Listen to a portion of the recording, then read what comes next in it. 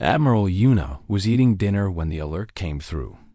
She was sitting in her quarters aboard the flagship Eternal Dawn, enjoying a simple meal of rice and vegetables.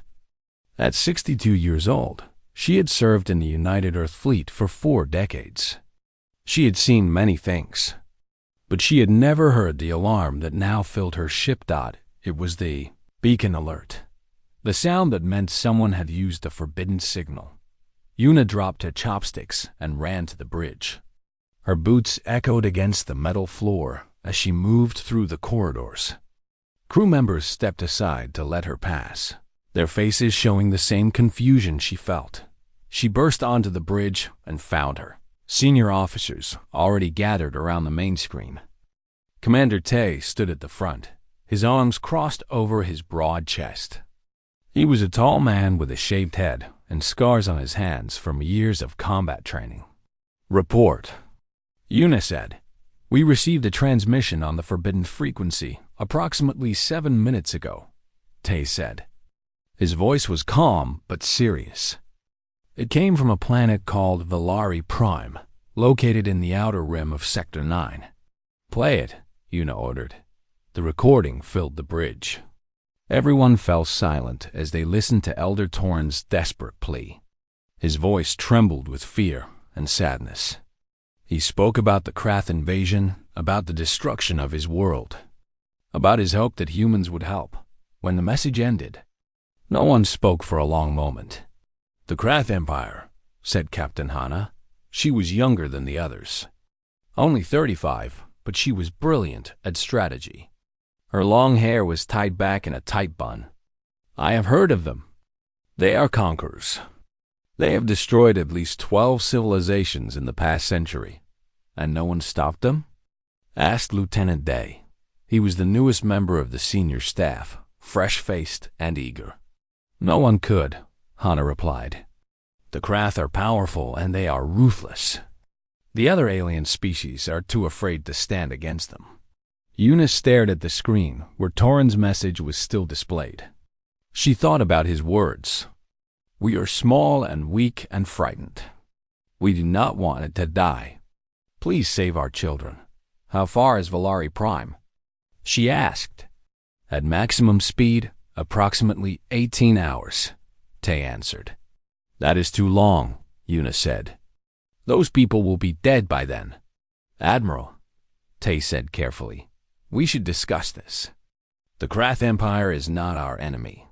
We have had no contact with them. If we interfere in their conquest, we could start an interstellar war." "He is right," Hana added.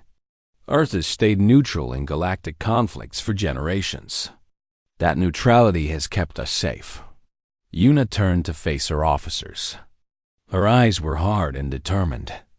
"I understand the risks, but I also understand what I heard in that message. Those are innocent people being slaughtered. They called for help, and we are the only ones who answered." "But Admiral," Tay began. "No," Yuna cut him off. "I know what everyone in this galaxy thinks about us. They think we are monsters. They think we are dangerous animals from a death planet. They stay away from us because they are afraid." She walked closer to the screen, her reflection visible in the glass. "Maybe it is time we show them what humans really are. Not monsters. Not animals. But protectors. Defenders. People who do not stand by while the innocent suffer." They stepped forward. "Admiral, I agree with you. My grandmother used to tell me stories about old Earth, about how humans would risk everything to save strangers. She said that was what made us special." Yuna nodded at the young lieutenant. "Your grandmother was wise." She turned back to the full bridge crew. "Here's what we are going to do. I want every ship in the United Earth Fleet to receive this message immediately. Every battleship, every cruiser, every fighter squadron. Everyone." "Admiral," Tay said. "That would be the entire fleet. Over 3,000 ships." "I know exactly what it is," Yuna replied. "And I want all of them heading to Valari Prime within the hour." The bridge fell silent again. This was unprecedented. The entire human fleet had never been mobilized at once. Not even during the Mars Rebellion or the asteroid crisis. Hana recovered first. I will coordinate with the other admirals. We will need to establish formation protocols for a fleet that size. Do it, Yuna said. Tay uncrossed his arms and moved to his station. I will calculate the optimal approach vectors. If we hit the craft from multiple angles, we can maximize our tactical advantage. Good thinking, Yuna said. They practically bounced with energy. I will prepare the ground forces. If there are survivors on Valari Prime, they will need medical attention and protection. Yuna allowed herself a small smile. Her crew understood. They felt the same thing she felt. The call to help. The need to protect. She pressed the button for fleet-wide communication. Her voice would now reach every human ship in the galaxy. Attention all vessels of the United Earth Fleet. This is Admiral Yuna speaking. Approximately 15 minutes ago, we received a distress signal from an alien species called the Valari. Their world is under attack. Their people are being killed. They ask for our help. She paused to let her words sink in. I know that Earth has a policy of non-interference. I know that many of you have never seen combat against alien forces. I know that some of you may think this is not our fight. Her voice grew stronger, but I believe differently. I believe that when someone cries for help, you answer. I believe that strength should be used to protect the weak, not to ignore them. I believe that being human means caring about more than just ourselves. She could imagine crew members across thousands of ships, listening to every word. The galaxy sees us as Deathworlders. They think we are brutal and dangerous. Today, we will show them the truth. We will show them that humans are the most loyal friends anyone could have. We will show them that when you call for a Deathworlder, you get an army. She took a deep breath. All ships, set course for Valari Prime. Maximum speed. We move in 1 hour. The Krath Empire is about to learn what happens when you threaten innocent lives in our galaxy. She ended the transmission and turned to her officers. Let us get to work. The next hour was controlled chaos. Messages flew between ships as captains coordinated their movements. Engineers pushed engines to their limits.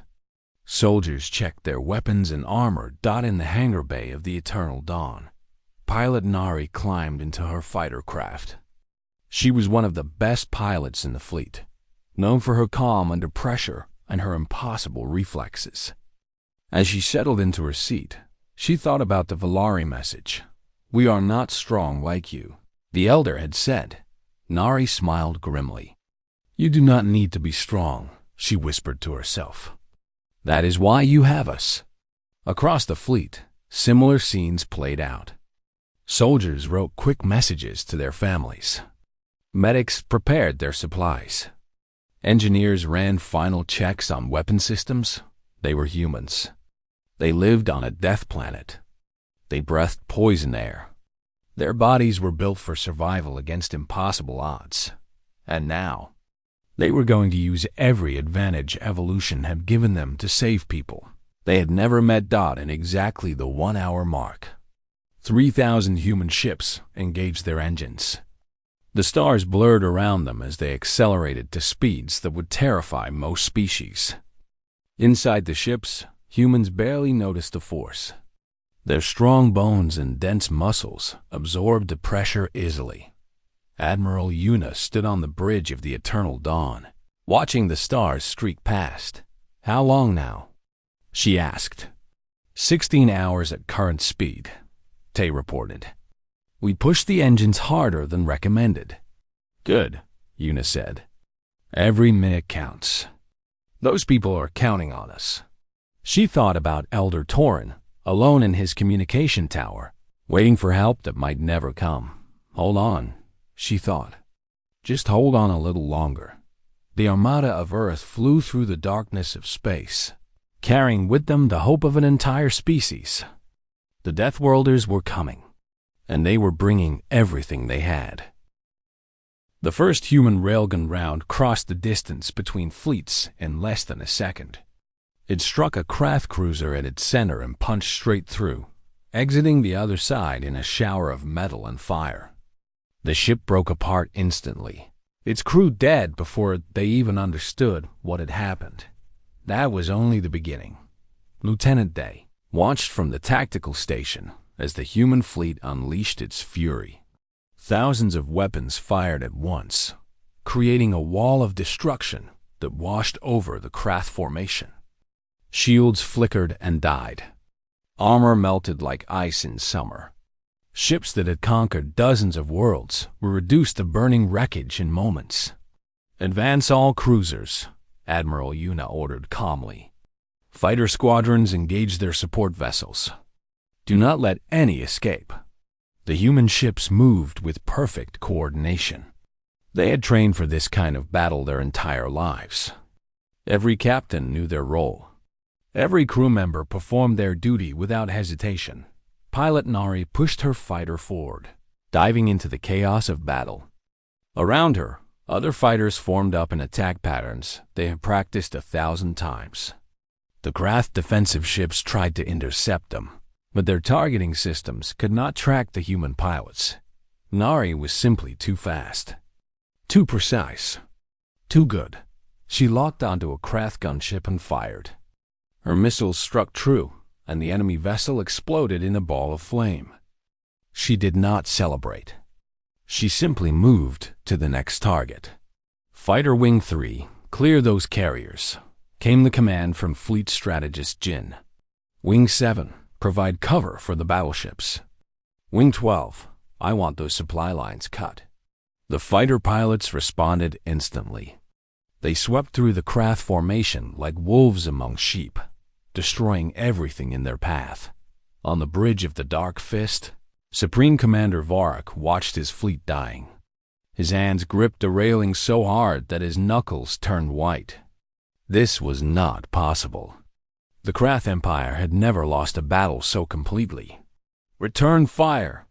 he screamed. "All ships, focus on their flagship." The remaining Krath vessels turned their weapons toward the eternal dawn. Hundreds of energy beams lanced across space, striking the human ship's shields. The shields held. Commander Tay checked the damage reports and almost smiled. "Shield integrity at 94%, Admiral. Their weapons are barely making a dent." "Human engineering," Yuna said simply. "Built to survive a death world." She turned to her weapons officer. "Target their flagship. Full power to the main cannon." The Eternal Dawn's primary weapon was a massive electromagnetic railgun that ran the entire length of the ship. It took 30 seconds to charge fully. Those 30 seconds felt like an eternity to the Krath. "Commander Vorak," Yuna said over the communication channel, "you can still surrender. Call off your attack on the Volari, and we will let you leave with your lives." Vorak's face appeared on the screen, twisted with rage and fear. "Never. The Krath Empire does not surrender. We will fight to the last ship." "As you wish," Yuna said sadly. The main cannon fired. The round traveled at a fraction of the speed of light. It struck the Dark Fist with the force of a small asteroid. The flagship simply ceased to exist. One moment it was there. The next there was only an expanding cloud of debris where it had been. Supreme Commander Vorak died without even knowing it. His threats, his pride, his empire's ambitions, all of it ended in a single instant. With their commander dead and their flagship destroyed, the Krath fleet began to fall apart. Ships tried to flee, but human vessels blocked every escape route. Others fought with the desperation of the doomed, but their weapons could not penetrate human shields. Engineer Sue watched her power readings with satisfaction. Every system was operating at peak efficiency. The ships they had built, the weapons they had designed, the shields they had perfected, all of it was performing exactly as intended. "We are winning," she said quietly. "We are actually winning." Around her, crew members allowed themselves small smiles. They had come to save strangers, and they were succeeding. Down on the surface of Valari Prime, the Krath ground forces had no idea what was happening above. They continued their systematic destruction of Valari cities, killing anyone they found and taking whatever resources they could carry. In the communication tower, Elder Torin huddled with Bora and a handful of other survivors. The Krath soldiers had kept them alive for questioning, wanting to know more about the message they had sent. But the soldiers had left hours ago, called to reinforce other positions. What is happening? Bora whispered. The ground is shaking. Torin pressed his thin body against the window and looked up at the sky. What he saw made his 3 eyes go wide with wonder. The sky was full of fire, but it was not Valari fire. It was the Krath ships burning, exploding, dying. They came, Torin breathed. The Deathworlders actually came. New ships descended through the atmosphere. Human ships. They were not elegant or beautiful like Valari designs. They were blocky and practical, built for function over form. But to Torin, they were the most beautiful things he had ever seen. Landing craft touched down in the ruins of the city. Doors opened and humans poured out. They were terrifying to look at. Tall and solid, with dense muscles and heavy bones. They moved with a grace that seemed impossible for creatures of their size. Their eyes scanned constantly, alert for danger. Their hands held weapons that looked powerful enough to destroy buildings. Lieutenant Day led the first ground team. His squad moved through the shattered streets, clearing Krath soldiers with brutal efficiency. The Krath were strong by galactic standards, but they were nothing compared to Deathworlders that a Krath soldier charged at Day with a blade. Day caught the blade with his armored hand, twisted it away, and struck the soldier with enough force to send him flying backward into a wall. The Krath crumpled and did not get up. Spread out, Day ordered his team. Find survivors. Any Valari you find, protect them with your life. The human soldiers obeyed without question. They kicked down doors, searched through rubble, and carried wounded Valari to safety. Some of the aliens were terrified at first, thinking these monsters had come to finish what the Krath started. But then they saw the gentleness in the humans' hands. They felt how carefully the Deathworlders lifted them, how softly they spoke, how they shared their own water and food without being asked. One young Valari child, separated from his parents during the chaos, sat crying in the ruins of his home. A human soldier named Mira found him there. She was covered in dirt and blood, her face tired from hours of fighting. But when she saw the child, she knelt down slowly, making herself small and non-threatening. "Hey there," she said softly. "Are you hurt?" The child did not understand her words, but he understood her tone. He understood the kindness in her eyes. He reached out with trembling arms, and Mira picked him up gently, holding him against her armored chest. "I have got you," she whispered. "You are safe now. I promise." She carried him through the ruined city, protecting him with her body from any danger. Other soldiers saw her and did the same, gathering lost children and wounded survivors, treating them with a care that seemed impossible from such dangerous creatures. Back in orbit, the battle was ending. The last Krath ships either surrendered or were destroyed. The human fleet formed a protective ring around Valari Prime, daring any other threats to approach. Admiral Yuna surveyed the aftermath from her bridge. Hundreds of Krath ships drifted lifelessly in space. The invading fleet had been completely annihilated. Human losses were minimal, a few fighters damaged, some shield generators overloaded, but no ships destroyed and very few casualties. "Status report," she requested. "The Krath fleet is neutralized," Tay reported. "Ground teams are securing major cities. Casualties among the Valari are high, but we arrived in time to save many of them." Yuna nodded slowly. The weight of what they had done was settling on her shoulders. They had fought a battle that would change the galaxy forever. They had shown everyone what humans were capable of. "Begin humanitarian operations," she ordered. "I want medical teams on the surface immediately. Food, water, shelter, whatever they need. The Valari have suffered enough." "Yes, Admiral." Una looked out at the stars beyond the wounded planet. Somewhere out there, other civilizations were watching. Other empires were taking note. The Deathworlders had finally entered galactic affairs. She hoped they had made the right impression. "Admiral." Day's voice came through the communication system from the surface. "I have Elder Torin here. He wants to speak with you." Una allowed herself a small smile. "Put him through." A moment later, Torin's aged face appeared on the screen. Tears streamed from all three of his eyes. "Admiral Una," he said, his voice choked with emotion. "You came. You actually came." "Of course we came," Una replied. "You asked for help, but why? We are nothing to you. We have nothing to offer. Why would you risk so much for strangers?" Una thought about the question carefully before answering. "Because that is what it means to be human," she said finally. "We protect the weak. We fight for those who cannot fight for themselves. And from this day forward, Elder Torin, you are not strangers anymore. You are our friends. And humans will always come for their friends." Torin broke down completely, sobbing with relief and gratitude. "Thank you," he managed to say. "Thank you, thank you, thank you."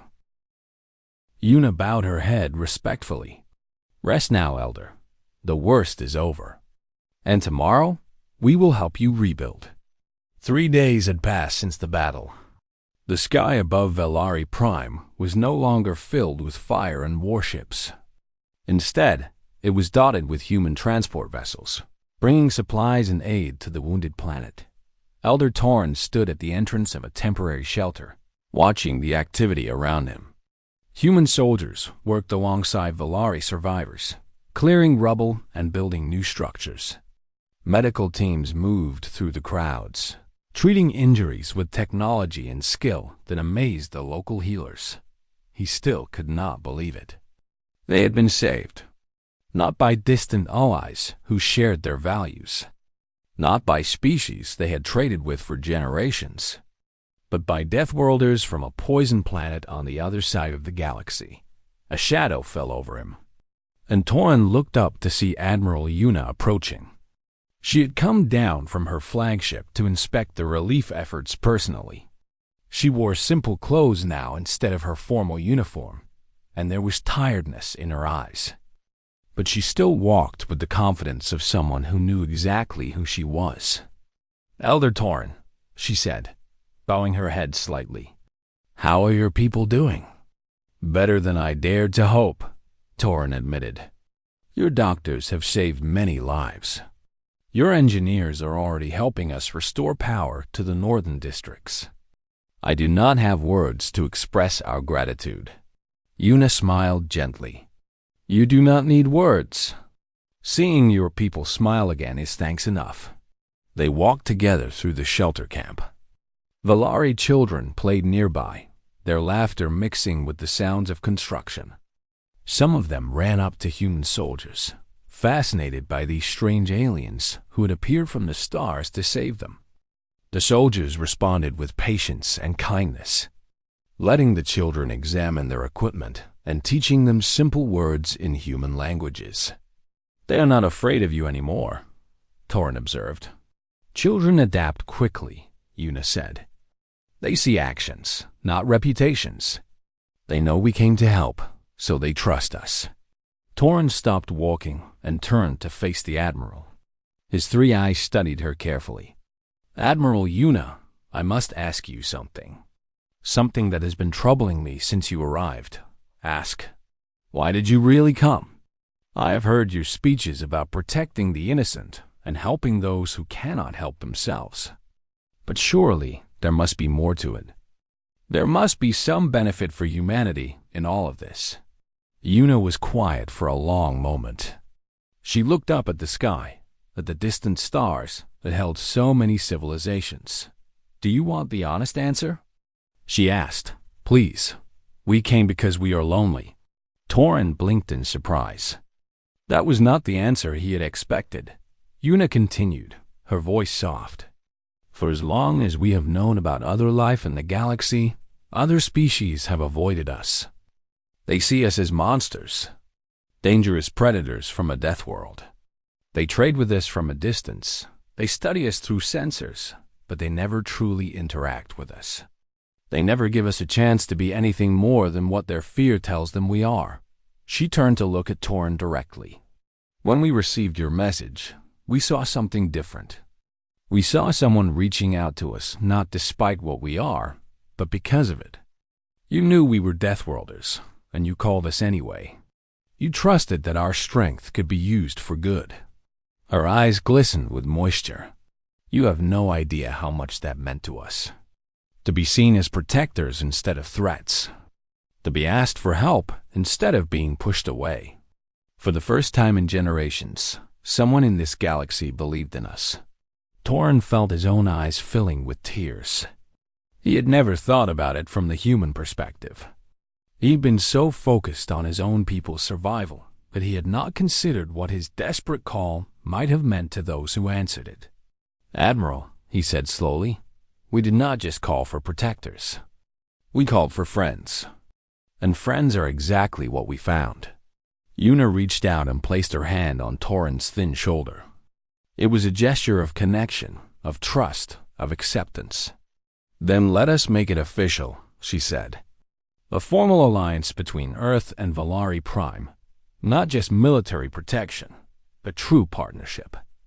Cultural exchange, scientific cooperation, diplomatic relations, everything. You would do that?" Torin asked. "After knowing us for only 3 days?" "We would," Yuna confirmed. "Humans make decisions quickly. We do not waste time wondering if something feels right. And this feels right." Torin placed his own hand over hers. It was cool against her warm human skin, but the meaning behind the touch was universal. "Then yes," he said. "Yes, we accept. With all our hearts, we accept." News of the alliance spread quickly through the galaxy. Other species watched with amazement as the feared Deathworlders formed a bond with one of the weakest civilizations in known space. They expected the humans to demand payment, to take control, to exploit their new allies. Instead, they saw something else entirely. Human engineers worked without rest to rebuild Valari cities. Human teachers opened schools to share knowledge freely. Human doctors established clinics that treated anyone who needed care. Human soldiers stood guard against any threats, asking nothing in return except friendship. Bora, the young Valari who had been with Elder Torin in the communication tower, found herself working closely with the humans. She was assigned to help coordinate between the two species, translating not just words but cultures. One evening, she sat with a group of human soldiers around a small fire. They were sharing stories, laughing about mishaps during the relief effort, talking about their homes and families back on Earth. "Can I ask you something?"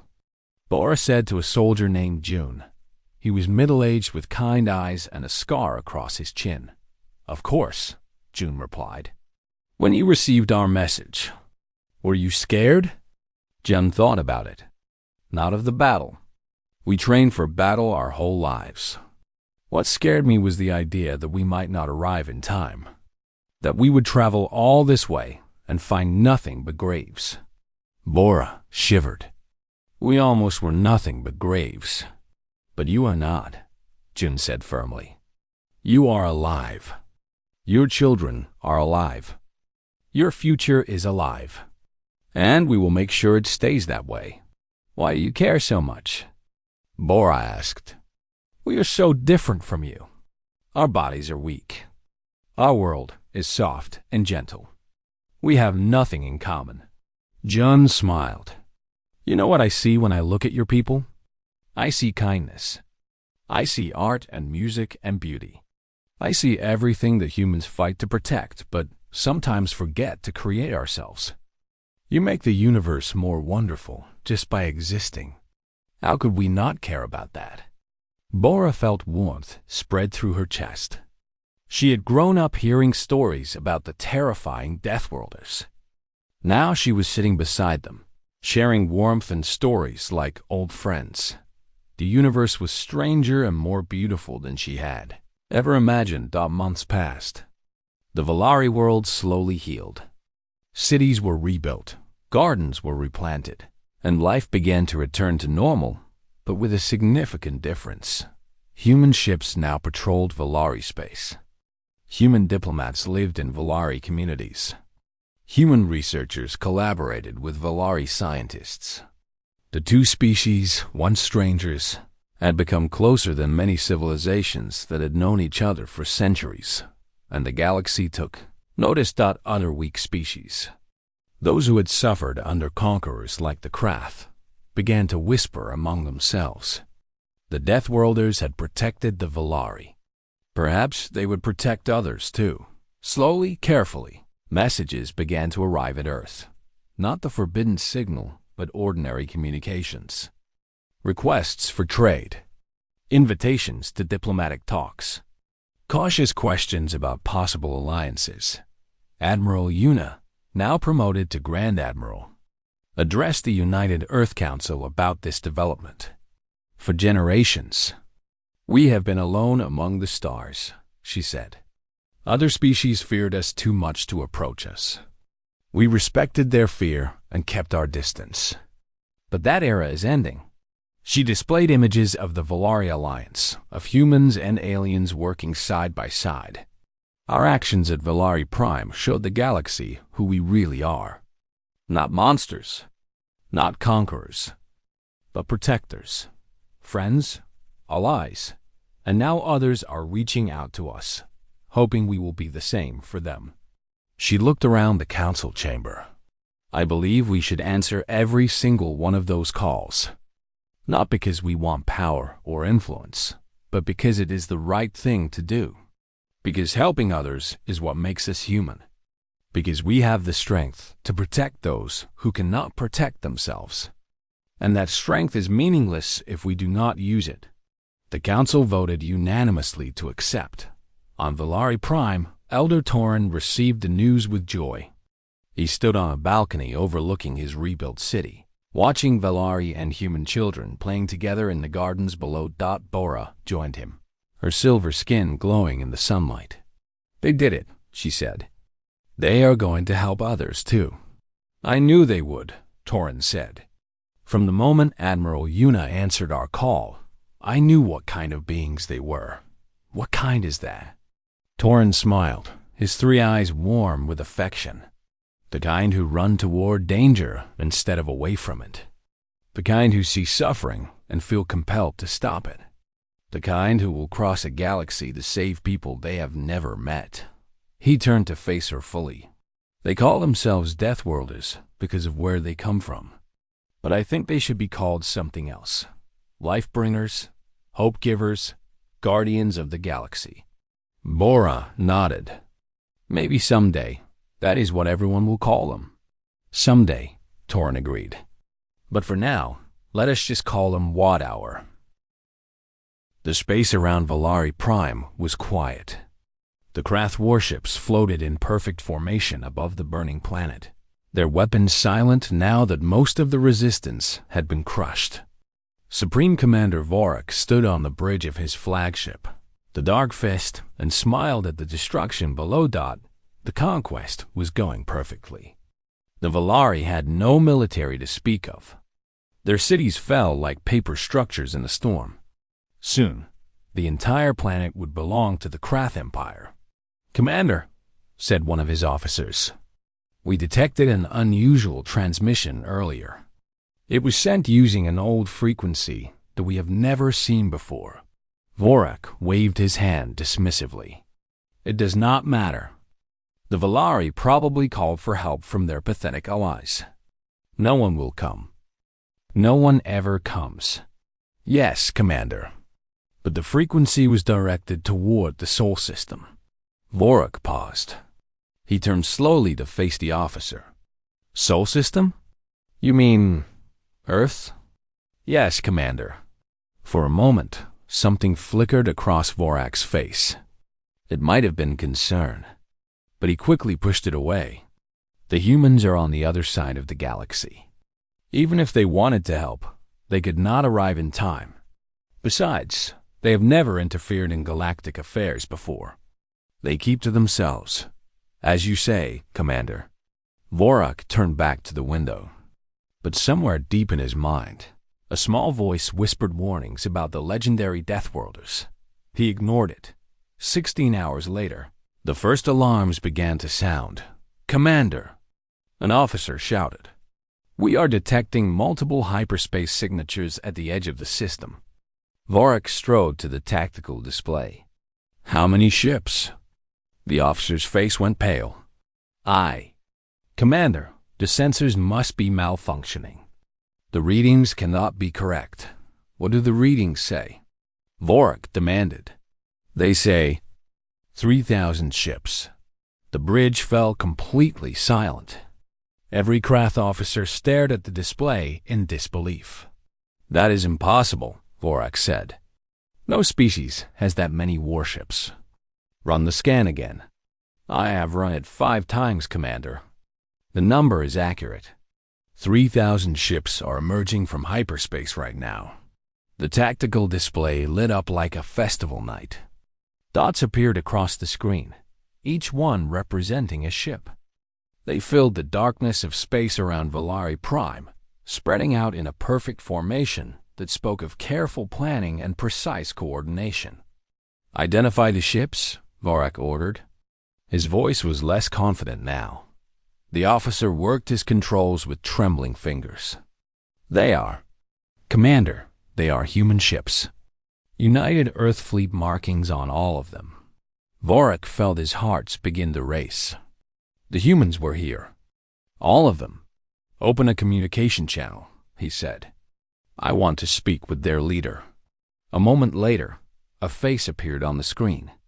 It was a human female with gray hair and sharp eyes. She looked calm, almost peaceful, but there was something in her gaze that made Vorak uncomfortable. It was the look of a predator sizing up its prey.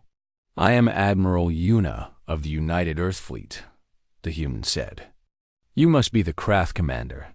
I am Supreme Commander Vorak of the Krath Empire, he replied, trying to sound powerful. You are interfering in Krath business. The Valari world belongs to you now. I suggest you take your ships and leave before you start a conflict you cannot win. Admiral Yuna did not react to his threat. She simply tilted her head slightly, like she was examining a curious insect. We received a distress call from the Valari people, she said. They asked for our help.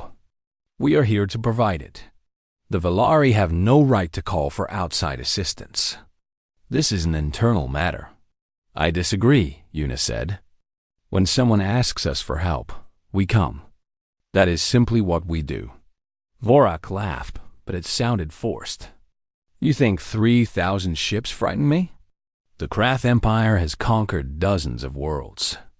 We are the greatest military power in this sector. I see, Yuna said. She paused for a moment. Tell me, Commander, what do you know about Earth? Vorak hesitated. I know it is a death planet.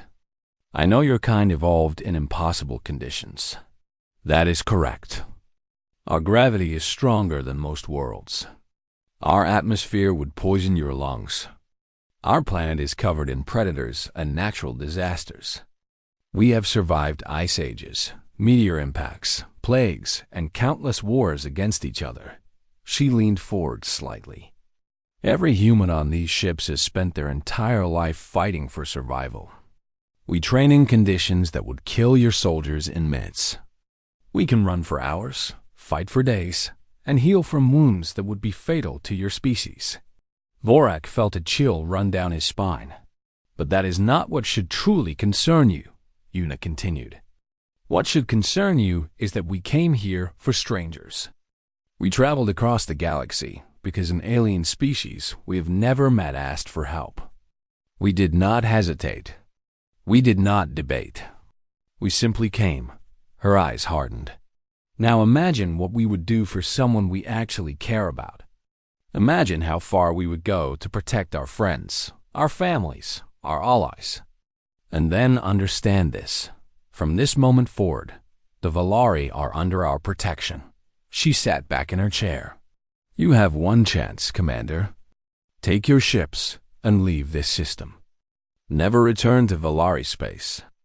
If you refuse, we will demonstrate exactly why the galaxy calls us Deathworlders. Vorak's mind raced. He looked at the tactical display again.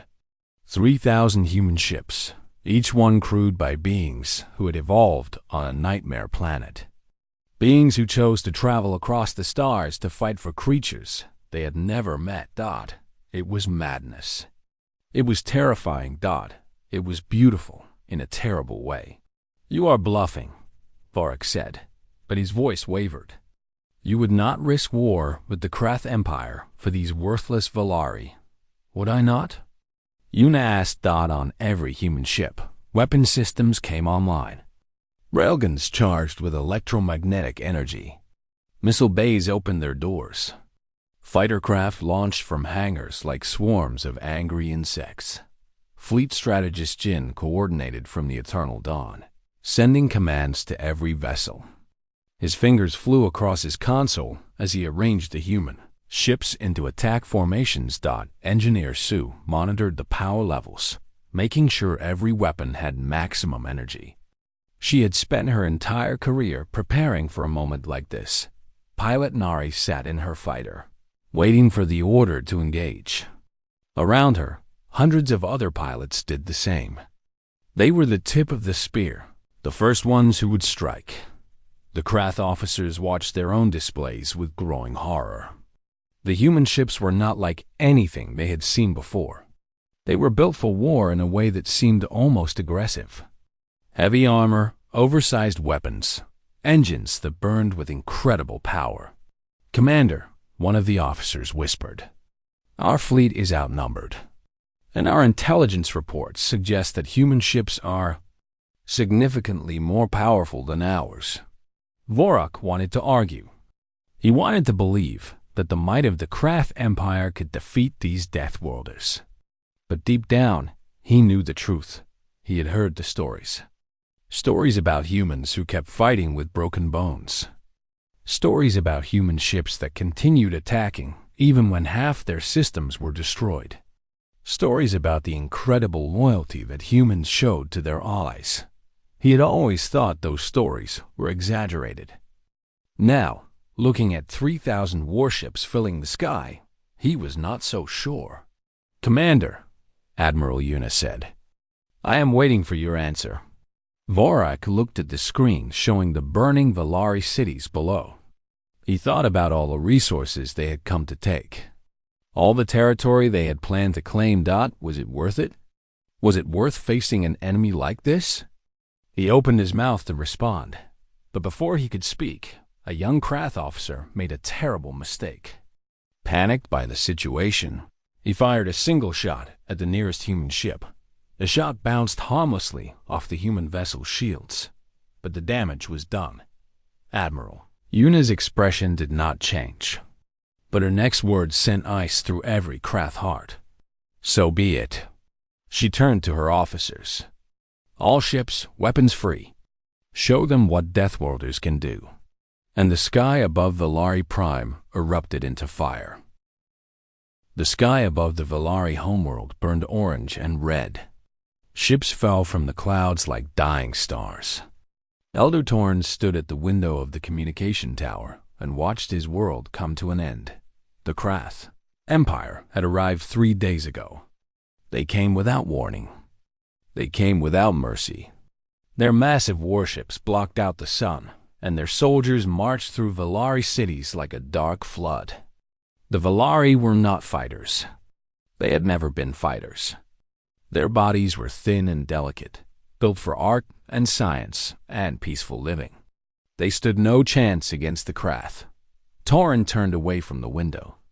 His 3 eyes were wet with tears. Behind him, the last working communication system hummed quietly. It was old technology, something they had kept only for emergencies. Now it was their only hope. "Elder," said a young Valari named Bora. She was barely an adult, her silver skin still smooth and unmarked by age. "The Krath are approaching the Eastern District. We have maybe 2 hours before they reach this tower." Torin nodded slowly. His old bones ached. He had lived for 200 years, and he had never seen such darkness. "Have we received any response from the Allied worlds?" Bora looked down at the floor. "The Mandari said they cannot help. The Krath are too strong. The Pelori sent their regrets. The Yaxan disconnected their communication channels completely." "So we are alone," Torin said. "There is one option left," Bora said quietly. She looked scared to even speak the words. "The forbidden signal." Torin felt his heart grow cold. He knew what she meant. Every species in the galaxy knew about the forbidden signal. It was a frequency that reached a single planet on the far edge of known space. A planet that no one visited. A planet that everyone feared. Earth. The humans lived there. They were the stuff of nightmares. Story said that Earth was a death world, a planet so hostile that nothing should survive there. The gravity was crushing.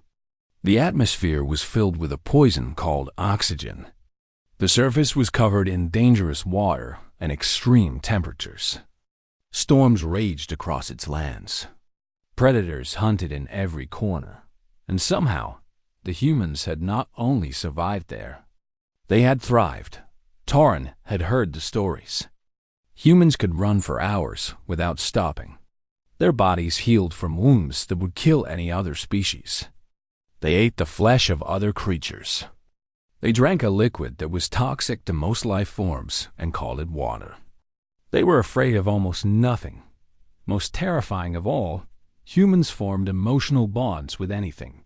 They would adopt dangerous predators as companions. They would risk their lives for strangers. They would fight to the death to protect creatures they had just met. The galaxy had agreed long ago to leave Earth alone. The forbidden signal existed only for the most desperate situations. No one had ever used it. "If we call them," Torin said slowly, "we do not know what will happen. They might ignore us. They might come and destroy us themselves. They are Deathworlders, Bora. They are not like us." "I know," Bora said. "But what choice do we have? The Krath will kill us all. At least with the humans, there is a chance. Maybe a small chance, but still a chance." Torin closed his eyes. He thought about his grandchildren, hiding in the underground shelters. He thought about the beautiful libraries full of ancient knowledge. He thought about the gardens where his wife had once walked before she passed away. All of it would be gone if he did nothing. He opened his eyes and walked to the communication panel. His thin fingers trembled as he entered the forbidden frequency. "What should I say?" he asked. "Tell them the truth," Bora said. "Tell them everything." Torin pressed the transmission button and began to speak. "This message goes to the planet called Earth, to the species called humans. My name is Torin, and I am an elder of the Valari people. We are a peaceful species. We have never made war. We have never harmed anyone. And now we are dying." He paused to steady his voice. "The Krath Empire has invaded our world. They want our resources. They want our land. They do not care about our lives. We have asked the Allied worlds for help, but no one will come. Everyone is afraid of the Krath." Outside the window, another explosion lit up the sky.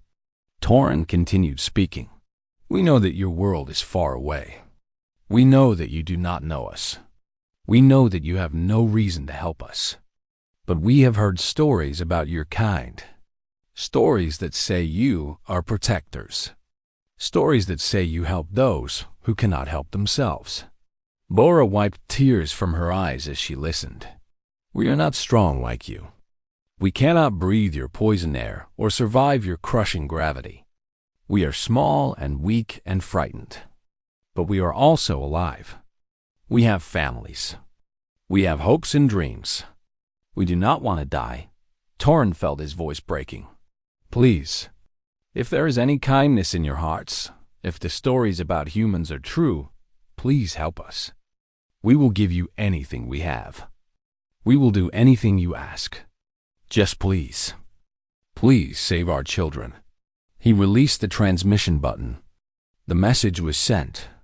It would travel across the stars at speeds that seemed impossible, reaching Earth in just a few hours thanks to the quantum relay system. Now what? Bora asked. Now we wait, Torin said. And we pray. The next 2 hours were the longest of Torin's life. He sat in the communication tower with Bora and a handful of other survivors.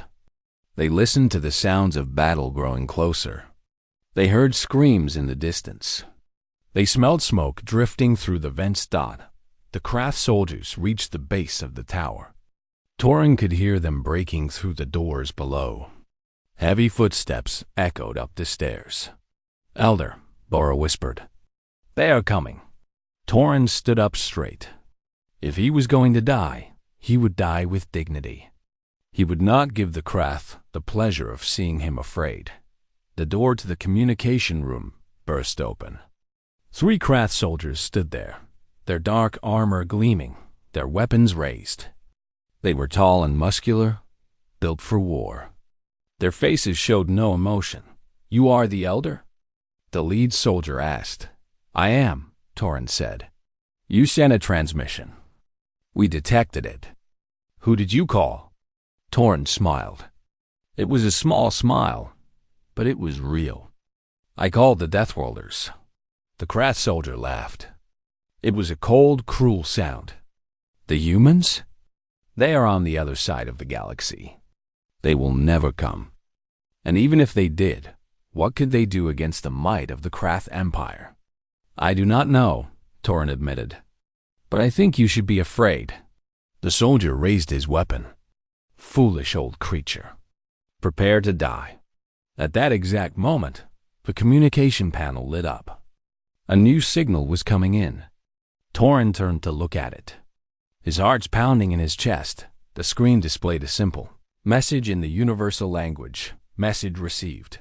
Armada, dispatched. Hold on, we are coming. The Krath soldier stared at the screen. For the first time, there was something other than confidence in his eyes. There was doubt. There was fear. Torin's smile grew wider. They answered, he whispered. The Deathworlders answered.